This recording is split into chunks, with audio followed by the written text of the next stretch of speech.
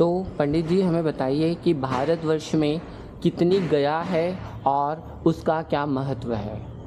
भारतवर्ष में 3 गया का महत्व है। बिहार के अंदर पितृ गया का स्थान बना हुआ है। वहाँ पर भगवान श्री कृष्ण के 2 चरण विराजमान। पहला चरण है पितृ स्थान पर, देव स्थान पर। दूसरा चरण है प्रेतशिला पर। वहाँ पर पिंडदान आदि कर्म करने से पितरों को मुक्ति प्राप्त होती है। पर जिन पितरों की मातृ हत्या या मातृ दोष होता है, ऐसे लोग जाकर के गुजरात के पास में अहमदाबाद से आकर के गांधीनगर नगर है, वहाँ से 26 किलोमीटर दूर सिद्धपुर है। सिद्धपुर में मातृ गया कही गई है। भगवान परशुराम को मातृ हत्या का दोष लगा। भगवान परशुराम ने वहाँ पर पिंडदान आदि कर्म किए, जिससे भगवान परशुराम मातृ हत्या के दोष से फ्री हुए और भगवान स्वयं नारायण गरुड़ के ऊपर आरूढ़ होकर वहाँ दर्शन दिए।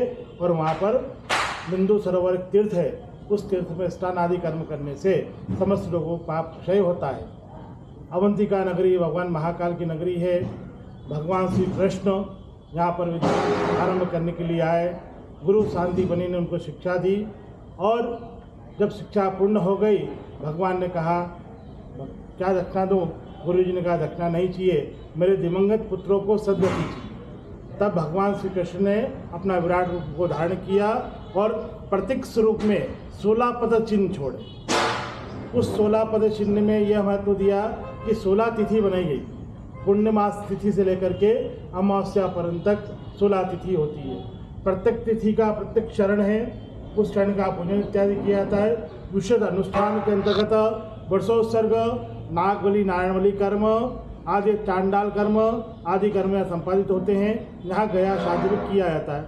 जिन लोगों का पितृ गया में, मातृ गया में या 100 श्रीमद् भागवत करने के बाद भी पितृदोष स्थिर रहता है, ऐसे व्यक्तियों के लिए यहाँ पर 5 दिवसीय, 11 दिवसीय अर्थात 16 दिवसीय अनुष्ठान किया जाता है। इस अनुष्ठान के अंतर्गत पूर्ण शास्त्र विधि से वैदिक ब्राह्मणों की रीति के द्वारा पूरा कार्य संपन्न करते हैं। उस कार्य को बुलाता है नागबलि, नारायणबलि का प्रयोग। महालय श्राद्ध, गया श्राद्ध इत्यादि कर्म से संबोधित किया जाता है।